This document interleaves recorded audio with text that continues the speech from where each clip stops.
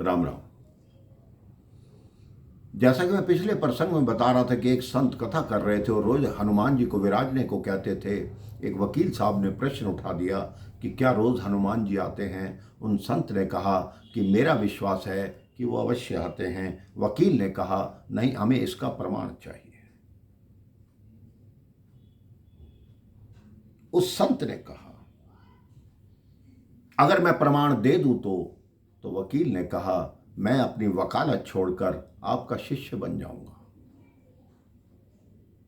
फिर वकील ने प्रश्न किया अगर आप प्रमाण ना दे पाए तो संत ने इतनी बड़ी बात बोली, अगर मैं प्रमाण ना दे पाया तो मैं इस संत का चोला उतार कर आपके दफ्तर का चपरासी बन जाऊंगा।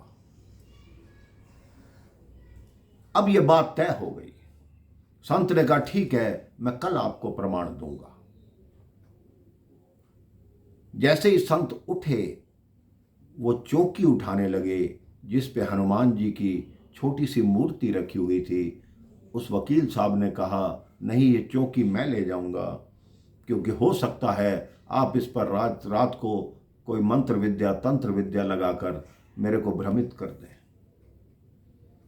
संत ने कहा ठीक है, आप ये हनुमान जी का आसन आप ले आइए, दे जाइए और कल सभा के समय ले आइएगा। मेरे भाई बहन, पूरी रात उन संत के हृदय पे क्या बीती होगी। उन्होंने भगवान से प्रार्थना की कि मैंने हमेशा ही आपकी कथा की है, हनुमान जी की पूजा की है। यदि मेरी कथा सच्ची है, यदि मेरी पूजा सच्ची है तो हे भगवान, मुझे कल ये प्रमाणित करना है कि आप मेरे आसन पर विराजमान होते हैं। मेरा नीचे झुकना, मेरा शीश झुकना, ये मेरा अपमान नहीं है, आपकी भक्ति का अपमान है। जिस हाल में मुश्किल से 300-400 लोग आते थे मेरे भाई बहन, अगले दिन सबको पता लगा कि आज संत महाराज कोई प्रमाण देने वाले हैं। उस दिन 5000 लोग थे। वकील भी अपने 10 साथियों को साथ लेकर आया था। चौकी उनके हाथ में है। संत बैठ गए। संत महाराज ने कहा वकील साहब, ये आसन यहां पर रखिए। आसन रखा गया। वो चौकी जो वकील साहब ले गए थे वहां रखी गई। संत ने एक ही पंक्ति बोली कि श्री हनुमंत विराजिए और कथा कहूं मति अनुसार, और प्रेम सहित गद्दी धरूं पधारो पवन कुमार। अब संत महाराज ने कहा वकील साहब, अभी आप ये चौकी उठा के लाए, ये आसन।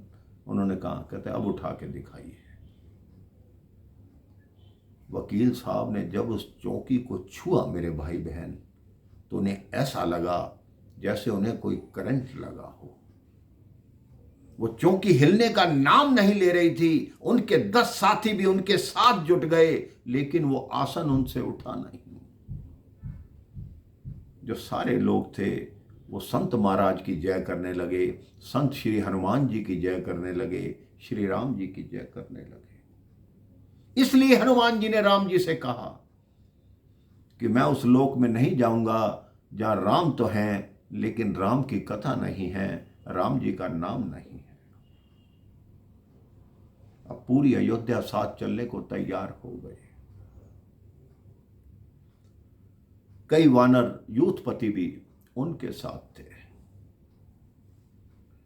सुग्रीव जी वहां थे, विभीषण जी वहां थे, सब थे। अब प्रभु ने एक दिन निश्चित किया कि इस दिन हम जल समाधि लेंगे।